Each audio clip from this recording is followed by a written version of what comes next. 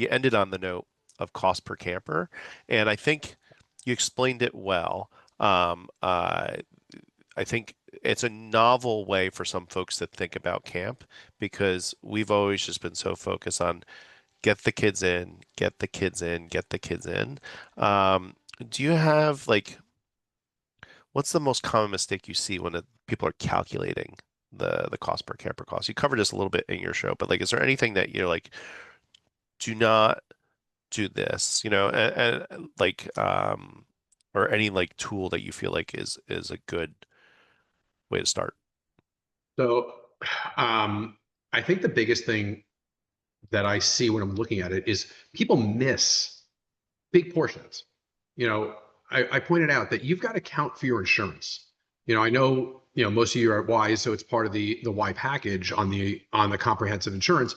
But there are costs that are directly attributable that you should be working with your CFO or your executive director to understand. You need to be making sure that what the camp is costing is truly reflective and that you're covering those costs. The other piece, and that's why I said it a few times, people just don't know how many camper weeks they have. There are so many directors that I'll talk to that just don't know how many campers. They'll say, "Oh, I have 500 campers."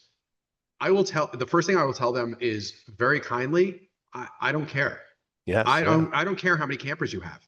I want to know, there are definitely a couple of, and Dan, I'm sure you talk with the group a lot about this. There are definitely rule of thumb numbers, on the overnight camp world. It was, there's pre-COVID numbers and post-COVID numbers of how many campers you need to have on site every day to make it both programmatically and financially feasible as a camp. It used to be Yes. 225, now it's closer to 300.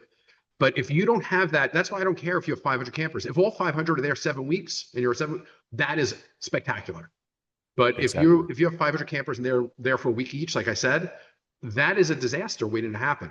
So I think the biggest piece that I see camps missing is understanding what a camper weeks are, because they'll start dividing by the cost per camper, and the numbers are all over the place, and they miss giant pieces that are really attributable.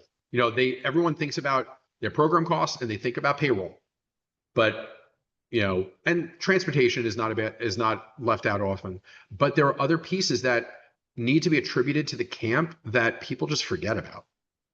Yes. Yes. Yes. It's so funny too because so let me speak why for a second.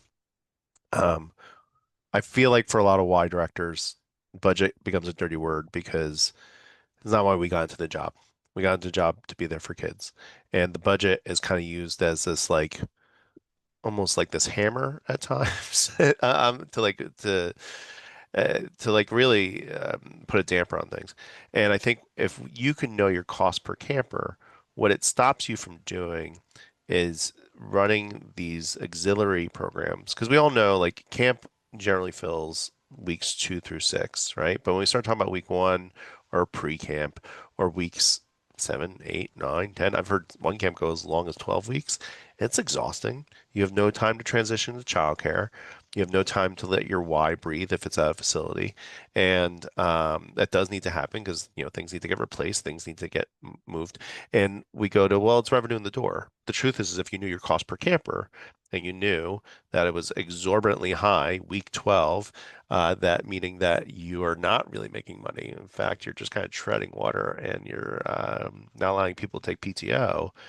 Would you make a different decision? That's the advocacy, right? At the end of the day, to know your cost per camper in a Y model do you feel like that's accurate? Is I there anything to look, add to that? Yeah. yeah, I don't come from the Y, but I do come from the JCC world. So, Yes. Same, actually, same world, just different. same, yeah, just The different names. JCC is referred to as the J, the YMCA is referred to as the Y. It's like it's Yeah. very funny, So that's Yeah. why I was going to say, I just want you all to know that, I've lived this world. I lived it as a pre-professional, working in the after school programs, the summer camp programs at the JCC.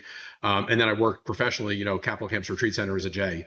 So, we always refer to it, and you probably hear this a lot, as mission creep. Yes. Is 100%. how do you make sure that you're not creeping outside of where your lanes should be? How often do we hear that the camp director is now responsible for the after school program, and and these other pieces? And if you can tell your financial story well to your director, it helps you back, give you a backboard for falling back to when you say, I can't take on, there's a difference between, the school out day programs versus the after school programs, because school out days, I always looked at more as a recruitment tool for camp because it was more in line with what a camp day looked like. And you can build the financial models that show that and show the retention of those campers that are Yes. coming for Yeah. your school out day programs versus the after school program, which is an ongoing 5 day a week, 40 week a year program that is taking away from your hyper fixation and focus on the camp. And I always find that by using the financials to talk with your director gives you that backbone of saying, I can't take this on because it's not within the mission of what I should be focusing on. Yeah. Well said. Well said.